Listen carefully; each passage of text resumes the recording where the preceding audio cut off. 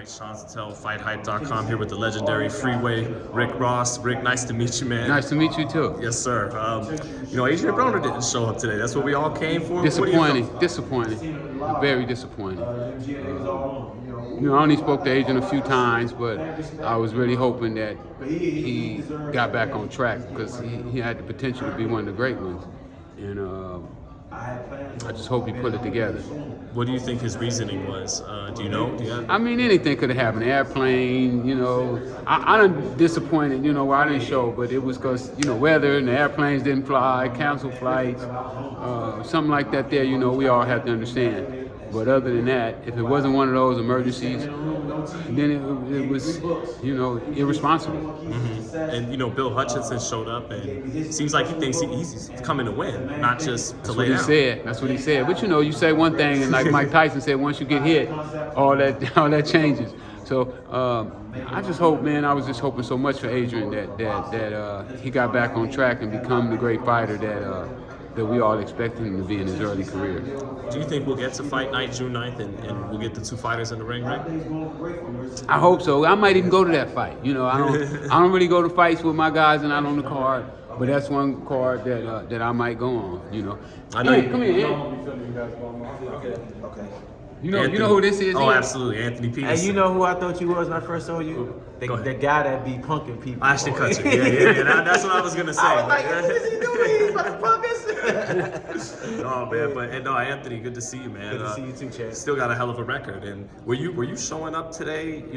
Trying to maybe call out the winner, call out. Yeah, and I actually I'm a little disappointed in myself right now because I never get tongue tied. But I was going to ask him a question. But I was like, will they allow because I'm not a reporter, allow me to ask another fighter question like, if hypothetically you win this fight, what's your next move? Who do you see out there that you want at 140 or 147? Because I'm still out here, you know what I mean? So that's what, but I let them, I didn't think the press conference would go that fast, I thought they was going to have more questions. But right now, like I said, working with Rick, it's been an honor for me. It's been a blessing. A lot of people don't know last year I was homeless. I reached out to him, came out to LA, and the rest is history. Now I'm living the best life I can possibly live. And and I wasn't in this crazy because I haven't been in the boxing ring. And I'm living my best life that I ever had, not in the boxing ring. I get checks when I fight. You know what I mean? So it's like, that's when I'm at my greatest. But I haven't been in the ring since May 28th of 2022. You know what I mean? So my life is great. And I'm learning about a lot of stuff that real men like myself need to come out in this world, which is knowing about credit, home ownership, and just stuff like that, and learn how to work the money before you get the money. Because a lot of guys know how to get the money, but don't know how to work the money when they get it, so the money blow. And like Rick mentioned earlier, this is a young man's sport. You don't want to be 42, 44, climbing back in the ring, unathletic, punch drunk, and stuff like that, and trying to, piggyback your way back in the game. That's not what we want. That's not what we represent. So it's crazy that you mentioned and I'm happy to hear everything is going well for you. Oh, yeah. But that you mentioned you had a moment having to be homeless again. That's just crazy because you had to grow up like that with Lamont, right, on the streets. Yeah. Like, it's one thing being a kid when you're homeless because you make the best of what your knowledge is not really equipped of what's happening in the real world. High go see, freeze tag. Ignorance is bliss. Right. Yeah. So now it's like I full blown know what time it is, and to be homeless, that shit hurt me, my pride, my everything, because like damn, like I did all of this, ESPN, Showtime, HBO, Versus, all of these things, and I'm walking the streets, people signing autograph, and I'm homeless. You know what I'm saying? Like goddamn. You know what I mean? So that's just that kept my spirit up, that kept me going. Rick definitely kept me going, putting me on Vlad TV with him. A lot of people don't even know at that time I was homeless. You know what I mean? Been on a big stage, the biggest stage of your life, and you at the lowest stage of your life in life. You know what I mean? And Rick helped me definitely knock down them doors to get to where I'm at right now. If Broner isn't gonna make the date and they give you guys a call, is that what it's gonna be? Yeah. We're taking it. That's not negotiable. You heard what he said. You heard what the promoter said. Hey, that's the promoter. He got his promoter's license now too. Yeah, for sure. So he's gonna be signing young fighters. Yeah, sign me and Rick up. We're gonna be there June 9th at the Miami suite, and Don King ain't even got to talk. All you gotta do is say yes is a wrap, and we will show up. Best to impress, that's for sure. And Anthony, you know, we know that the great background from the DMV area, you and Lamont, and you know Tank coming from the DMV fighting tonight. Do you think he wins tonight? I know he wins tonight. I know he wins tonight.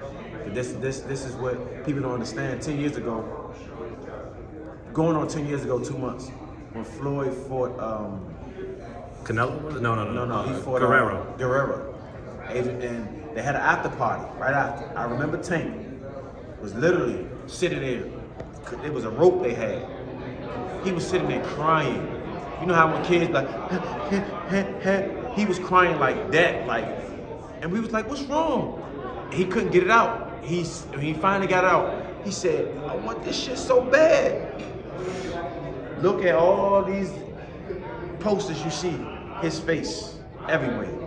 He wanted this. I never seen this in no sport. Somebody who wants something that bad and cry out like he did. I was blessed to witness that, to see, like, even people came to console him. He was, get off of me. Like, I want this so bad. And that's where he at right now. Was he always a beast?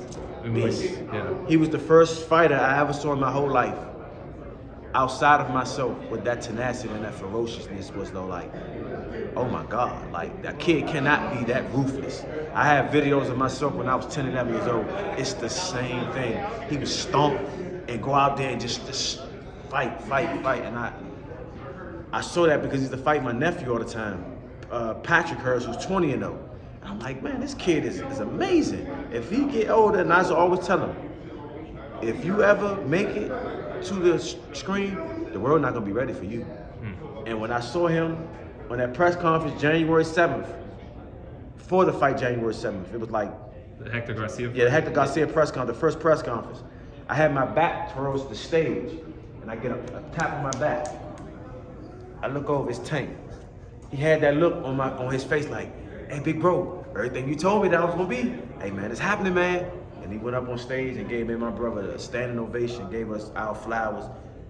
And well, it bothers me, it boggles my mind today, because the guy asked me, he said, Tank, you've been having a lot of celebrities come to your fight, from naming them. He said, what celebrities would you like to come to this fight? He's like, man, I ain't gonna lie. The guys that I wanted to come to see me fight, I got them on the card. Lamont, Anthony, Peterson. And I didn't expect him to say that, because I didn't do all of that for that. You know what I mean? But it was like, damn. That's then love. when I go on social media, everybody was posting it and reposting it, and he telling everybody like the Peterson brothers is. I was like, wow. Like I never got that much feedback from people, and I didn't even fight, from just him saying my brother's name. I was like, man, that's outstanding, bro. That's love. Love, real love. And his coach, Calvin, we always had a good relationship. Always. I remember one time Tank had like a hickey on his neck when he was 14. And Calvin told me, he said, man, he got a little hickey on his neck. Get on him. And he thought that I was going to be like, man, what you doing? And he was like kind of like trying to hide from me. He had like a little shirt over it. And I was like, man, that's cool. But just understand STDs out here, teenage pregnancy. And I broke it down to him. And he was like, okay. And that was my favorite moment with him, seeing his little hickey on his neck. And he went back to a regular kid running around with the rest of the boys. And just lastly, man, how does he win the fight? How do you envision? Knockout, 9th round. I think this is the first fight. I think Tank gonna get buzzed, may get possibly get knocked down. But I truly believe from the 7th through the 10th, he gonna come march back and he gonna get the KO. Thanks so much, Anthony. All right, Thanks, no problem, man. Great man. catching up with All you, right, man. all right, no problem, man.